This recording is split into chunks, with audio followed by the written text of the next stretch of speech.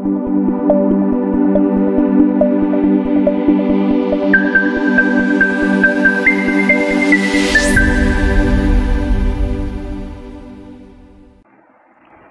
رب العزت کے فضل و کرم سے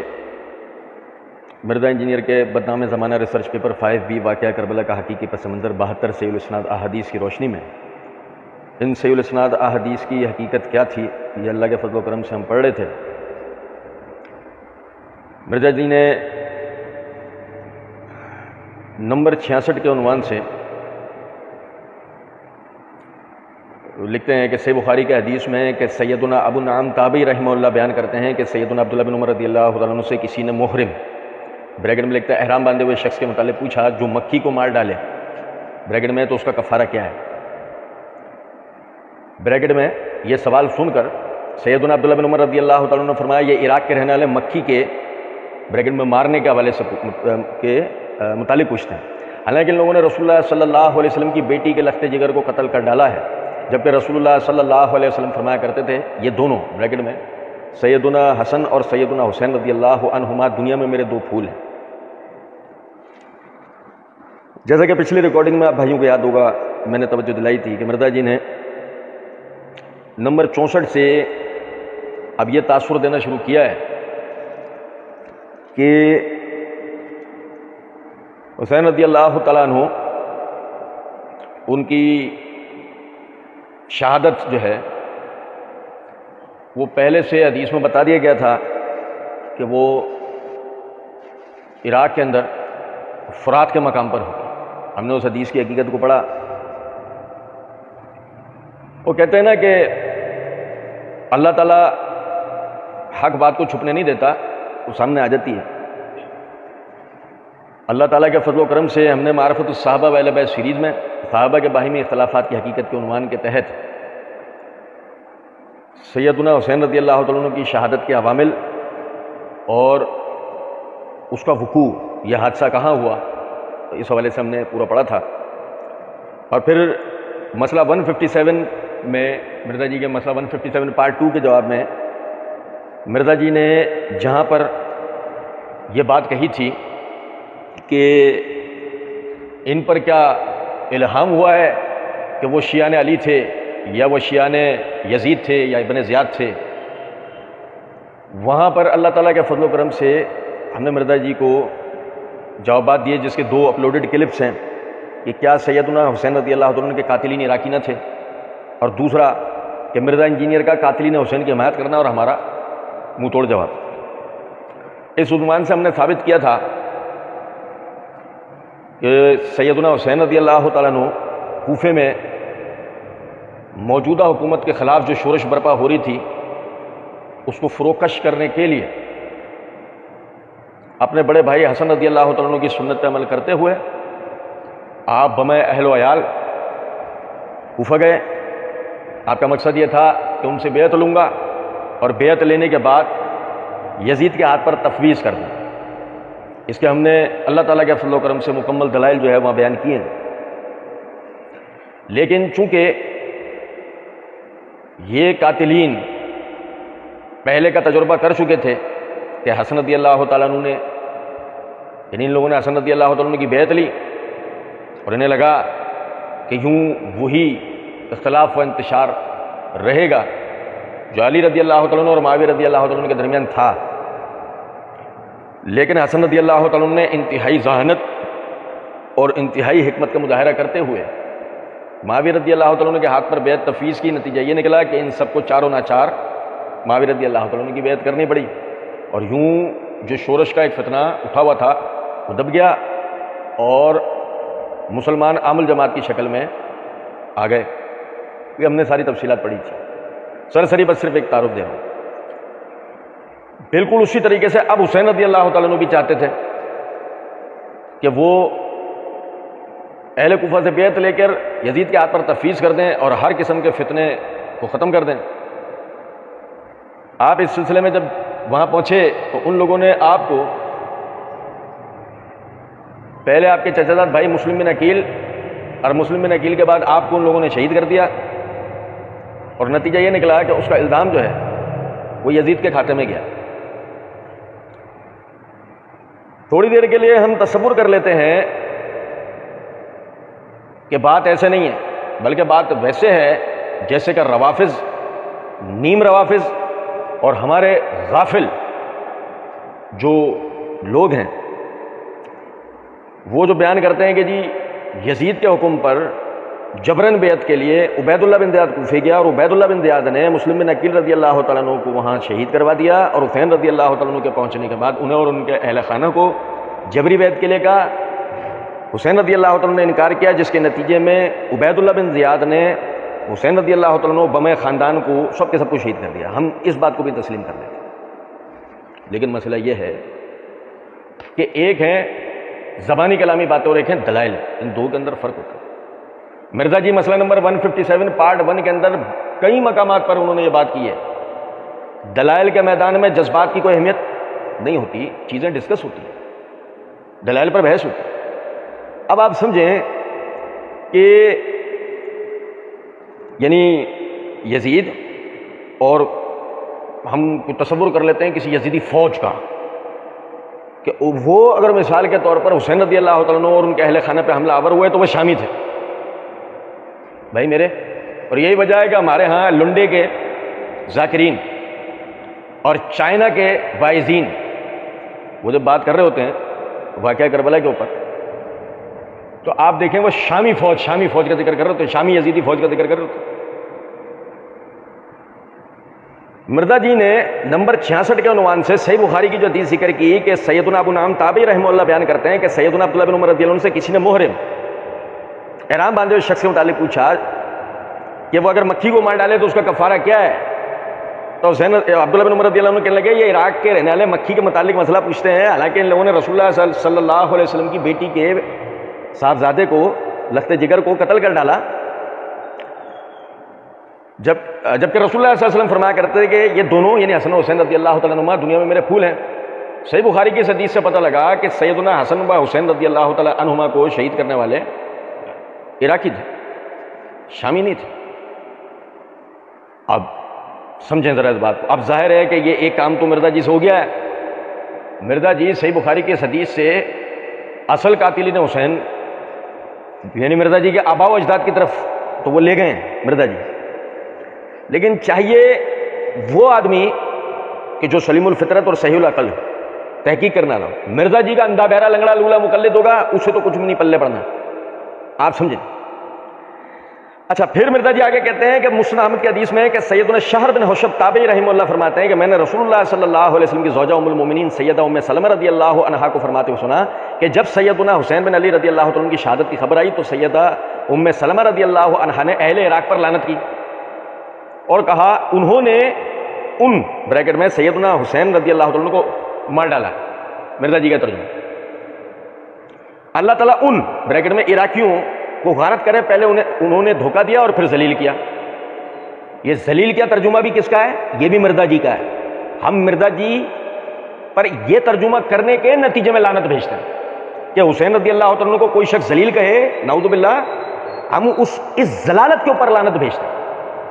آپ سمجھیں ذرا، اپنے آپ کو بڑا ترم خان بولتے ہیں نا یہ اہل بیت کے چاہنے والوں۔ آپ میں عموماً ایک بات کہا کرتا ہوں، یہ محبت کے دعوے اور گستاخی کے فتوے بانٹنے والے جتنے بڑے گستاخ ہوتے ہیں نا، یقین کریں اتنا گستاخ اور کوئی نہیں ہوتا۔ ابھی میں عربی عبارت میں لفظ بتاؤں آپ کو جس کا ترجمہ مرزا جی نے ذلیل کیا ہے، نعوذ باللہ۔ کہتے ہیں کہ میں نے رسول اللہ صلی اللہ علیہ وسلم کو خود دیکھا کہ سیدہ فاطمہ رضی اللہ تعالی عنہا آپ صلی اللہ علیہ وسلم کے پاس صبح صبح ایک ہنڈیا لے کر آئیں جس میں اسیدہ بریکٹ میں ایک قسم کا حلوہ تھا، جو انہوں نے آپ صلی اللہ علیہ وسلم کے لیے تیار کیا تھا، وہ ایک تھالی میں لے کر آئیں اور آپ صلی اللہ علیہ وسلم کے سامنے رکھ دیا۔ آپ صلی اللہ علیہ وسلم نے پوچھا تمہارا چچا زاد یعنی بریکٹ میں سیدنا علی رضی اللہ عنہ کہاں ہے؟ انہوں نے عرض کیا وہ گھر میں ہے۔ آپ صلی اللہ علیہ وسلم نے حکم فرمایا جاؤ اسے بلا کر لاؤ اور دونوں بچوں کو بھی لے آنا۔ ام المومنین سیدہ ام سلمہ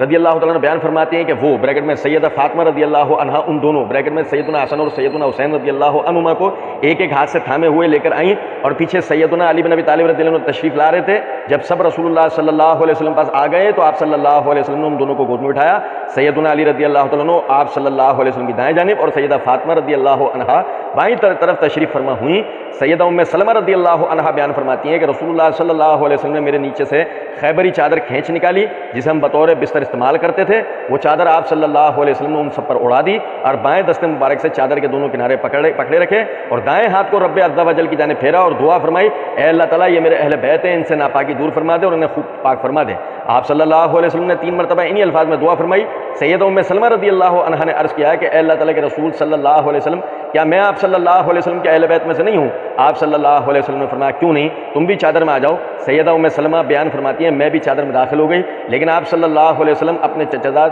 سیدنا علی رضی اللہ عنہ، اپنے نواسوں اور بیٹی سیدہ فاطمہ رضی اللہ عنہا کے لیے دعا فرما چکے تھے۔ اب دیکھیں ذرا سمجھے گا، پہلے تو یہ مرزا جی نے حوالہ دیا مسند احمد کی حدیث نمبر 27085 کا، یہ میرے ہاتھ میں مسند احمد ہے، اس کی جلد نمبر 12 کا صفحہ نمبر 53 ہے، حدیث نمبر 27085۔ اب دیکھیں یہاں پر الفاظ ہیں، ام سلمہ فرماتے ہیں ہین جاء نعی الحسین بن علی لعنت اہل العراق فقالت قتلہم اللہ غروہ وذلوہ قتلہم اللہ۔ اب مرزا جی نے ذلیل ترجمہ کیا ہے نعوذ باللہ ذلوہ کا، جبکہ اس کے لفظی معنی ہوتا ہے پھسلا دینا۔ ترجمہ ہوتا ہے جب آپ کے پاس خبر آئی حسین رضی اللہ تعالیٰ عنہ کی شہادت کی، آپ نے اہل عراق پر لعنت فرمائی اور فرمایا کہ انہوں نے قتل کر دیا حسین رضی اللہ تعالیٰ عنہ کو، اللہ تعالیٰ انہیں قتل کر دے، انہوں نے دھوکہ دیا اور پھسلایا، انہوں نے دھوکہ دیا اور پھسلایا سے مراد کیا ہے؟ پھسلایا سے مراد یہ ہے کہ جو راوی تاثر دینا چاہ رہا ہے یہاں پر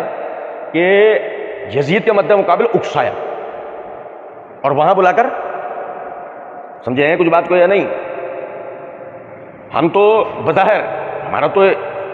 یعنی کہ اس سے ہماری دلیل بنتی ہے نا کہ اس مراد اہل عراق ہے، لیکن بات اصل میں یہ نہیں ہے۔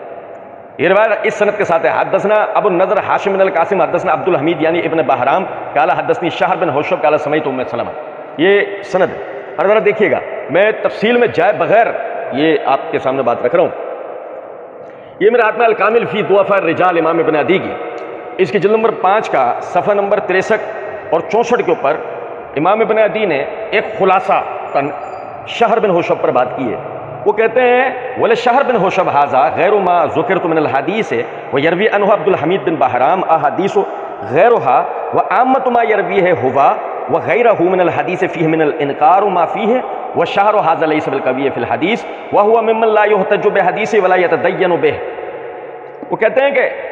اور یہ جو ہم نے احادیث منکر روایات شہر بن حوشب کی ذکر کی ہیں، ان کے علاوہ بھی عبد الحمید بن بہرام نے ان سے اس طرح کی روایتیں بیان کر رکھی ہیں، اور زیر بحث روایت عبد الحمید بن بہرام ہی بیان کر رہا ہے۔ آگے کہتے ہیں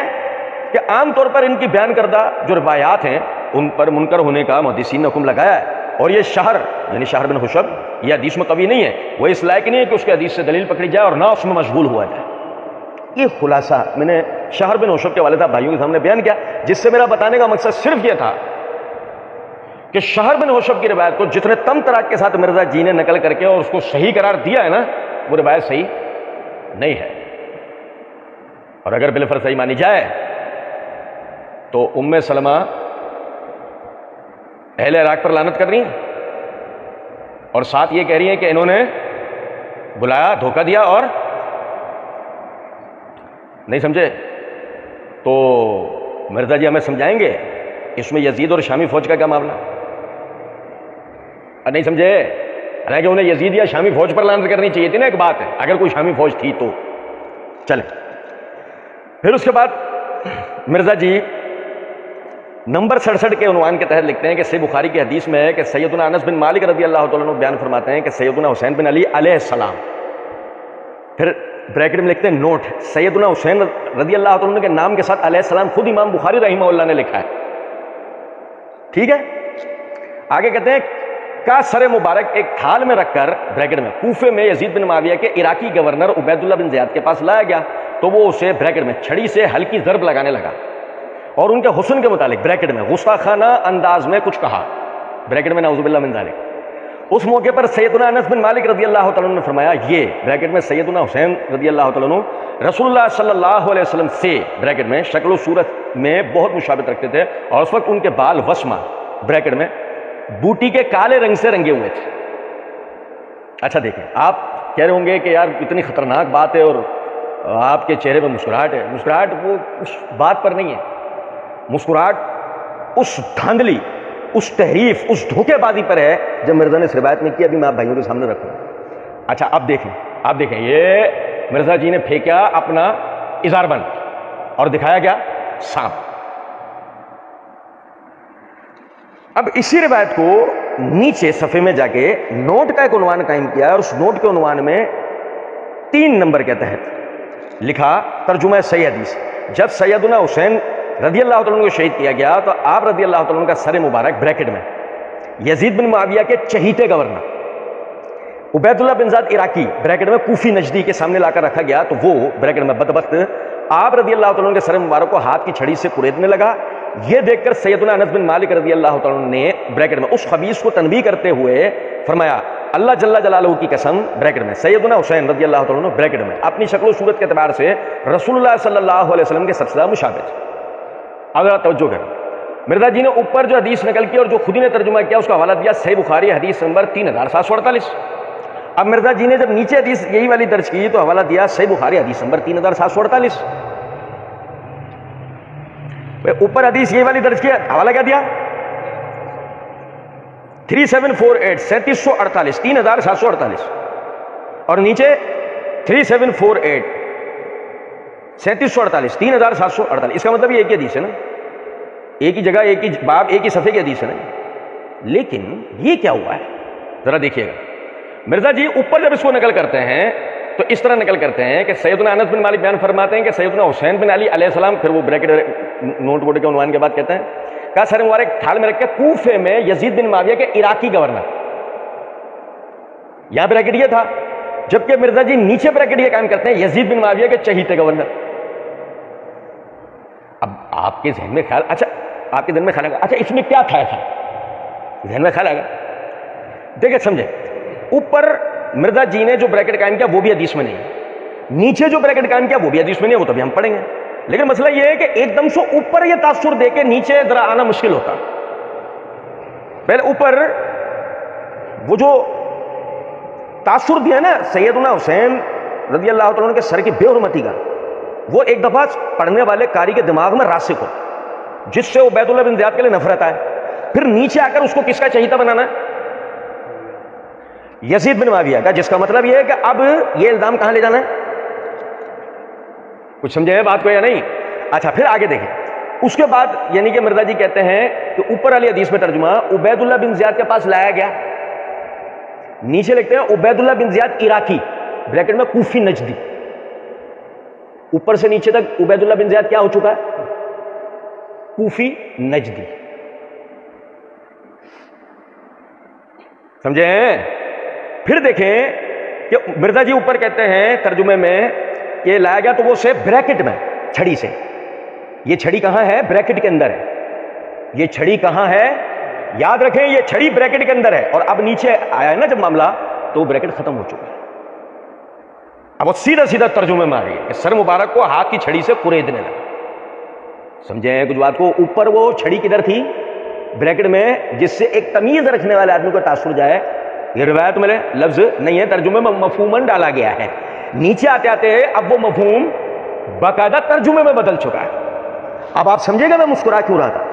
اس درجے کا دجال، اس درجے کا بدبخت آدمی ہے کہ جس کی کوئی حد نہیں۔ مثلا تھوڑی دیر کے لیے تصور کریں کہ عبید اللہ بن زیاد ظالم ہوگا، لیکن یہ کس درجے کا دجال ہے کہ ایک ظالم کے اوپر بھی اگر لکھ رہا ہے تو جھوٹ لکھ رہا ہے۔ جو ایک ظالم کے کردار کو بھی بتانے بیٹھے اور اس میں بھی جھوٹ بولے، وہ کتنا بڑا ظالم ہوگا۔ یہ ہے مسئلہ سر۔ لوگ ہمیں کہتے ہیں نا تم بنو امیہ کی یا یزید کی یا عبید اللہ بن زیاد کے وکالت کرتے ہو، نہیں، ہم مرزا کی مکاری کو یہاں کرتے ہیں۔ جھوٹ نہیں بولو، جو ہے اس کو وہ بتاؤ تو بات ہو۔ مسئلہ یہ تمہارے آبا و اجداد چھپتے ہیں، تم نے اپنے آبا و اجداد جو اصل قاتلین تھے انہیں چھپانا تھا۔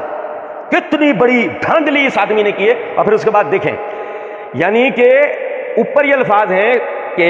ہلکی ضرب لگانے کا، اور ان کو حسن کے متعلق بریکٹ میں گستاخانہ انداز میں کچھ کہا، بریکٹ میں نعوذ باللہ من ذالک، پہلے بریکٹ میں گستاخانہ کو گھسیڑ دیا، پھر آگے اپنے ہی ڈالے ہوئے گستاخانہ کو نعوذ باللہ کیا۔ ابے وہ حدیث میں تھوڑی لفظ تھا، وہ تو نے بریکٹ میں تاثر دیا کہ کوئی گستاخانہ کلمہ کہا، تو نے اپنے ہی طور پر بریکٹ میں گستاخانہ ڈالا اور آگے اس کو نعوذ باللہ من ذالک بھی کر دیا، سمجھے؟ اور نیچے آتے آتے کیا ہوا ہے کہ یہ دیکھ کر سیدنا انس بن مالک نے اس خبیث کو تنبیہ کرتے ہوئے فرمایا، بریکٹ میں اس خبیث کو تنبیہ کرتے ہوئے فرمایا۔ اب سوچیں کہ وہ تو خبیث ہوگا، سوچو اس خبیث کے لیے آپ کو جھوٹ بول کر خباثت کے کس درجے پہ آنا پڑا ہوگا۔ وَقُلْ جَاءَ الْحَقُّ وَزَهَقَ الْبَاطِلُ إِنَّ الْبَاطِلَ كَانَ زَهُوقًا۔